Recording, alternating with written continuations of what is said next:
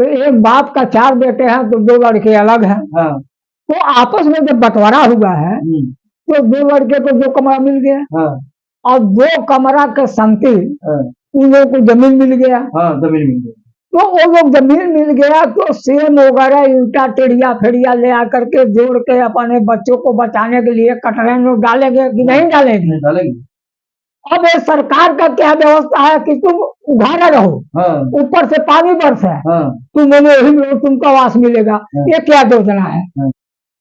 दोस्तों नमस्कार, आज हम पहुंच चुके हैं उत्तर प्रदेश के जनपद महाराजगंज में, जहां एक मामला बड़ी तेजी के साथ फैल रहा है।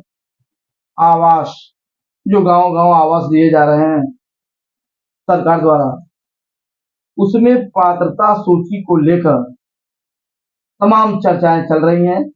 लोग यहां तक बता रहे हैं जो सूची आई है, जो सूची सरकार द्वारा जारी की गई है गाँव में आवास के लिए, उस सूची में शायद ही कोई आ सके। ये तमाम जगह जगह चर्चाएं चल रही है, जिसके विषय में जानकारी लेने के लिए लगभग 80 वर्ष के लगभग 84 वर्ष के एक चाचा जी हैं, जिन्होंने आजादी को देखा है। जिस समय देश गुलाम था वह समय भी देखे हैं, और इससे हम जानकारी लेंगे कि गांव में जो चर्चा का बाजार गर्म है कि आवास में पात्रता सूची शहर के अपेक्षा देहात में जो है बड़ी खराब स्थिति है, इसमें किसी को मिल ही नहीं पाएगा। इसकी सच्चाई जानने के लिए हम पहुंच चुके हैं चाचा जी के पास, और इनसे आप सुने। सबसे पहले चाचा, हमारे चैनल में आपका बहुत बहुत स्वागत है। आप हमारे दर्शकों को बताइए कि जो गांव में चर्चा बना हुआ है आवास के मामले को लेकर, कि सरकार ने जो पात्रता डाल दिया है इसमें कोई आ ही नहीं पाएगा, जबकि वही शहर में जो है लोग कोठा के ऊपर कोठा बनवा रहे हैं। तो कहाँ घर है आपका, और इसके विषय में हमारी जनता को बताइए।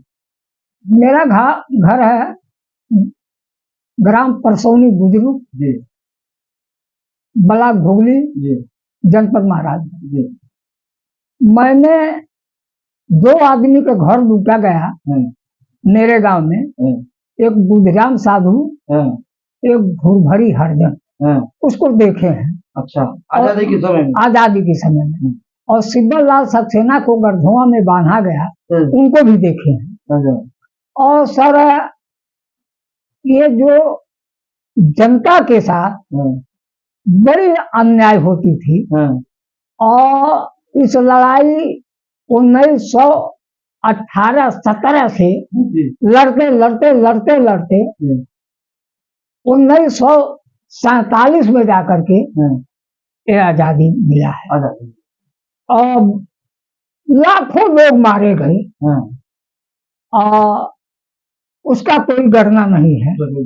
तो चाचा ये बताइए, ये आवास वाले में जो चर्चा हो रहा है गांव गांव, इस पे आप क्या सरकार को संदेश देना चाहते हैं, क्या होना चाहिए? और अब सर ये बताइए कि अटल बिहारी वाजपेयी ने कहा शहर से देहात को जोड़ेंगे।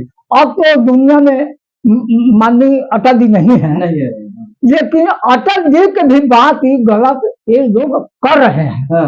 वो कहे कि शहर से देहात में जोड़ेंगे, तो जो शहर का प्रक्रिया है उसको देहात में लेना चाहिए।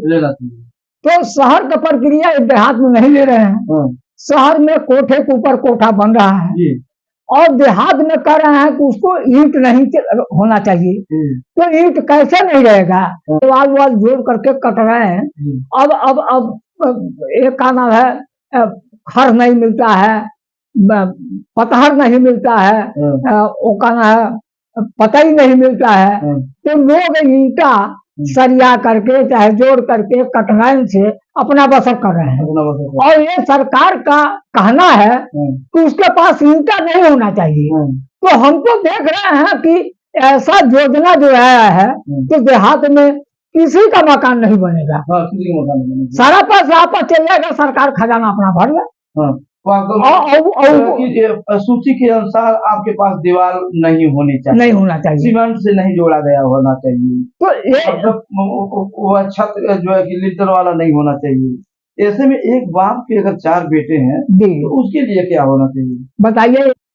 तो एक बाप का 4 बेटे हैं तो 2 लड़के अलग हैं। हाँ, तो आपस में जब बंटवारा हुआ है तो 2 लड़के को 2 कमरा मिल गया हाँ, और 2 कमरा के संगति हाँ, उन लोगों को जमीन मिल गया। हाँ, जमीन मिल गई। तो वो लोग जमीन मिल गया तो सेम वगैरह ईंटा टेढ़िया फेड़िया ले आकर के जोड़ के अपने बच्चों को बचाने के लिए कटरे में डालेंगे कि नहीं डालेंगे? नहीं डालेंगे।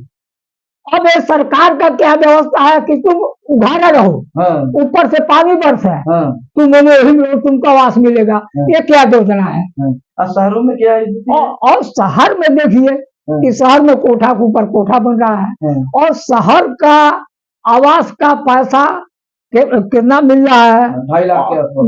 2.5 लाख के आसपास मिल रहा है। हाँ, देहात में 1 लाख के आसपास मिल रहा है। 1,30,000। 1,30,000 में कौन मकान बनेगा? हाँ, और उसमें भी अभी पात्र नहीं है।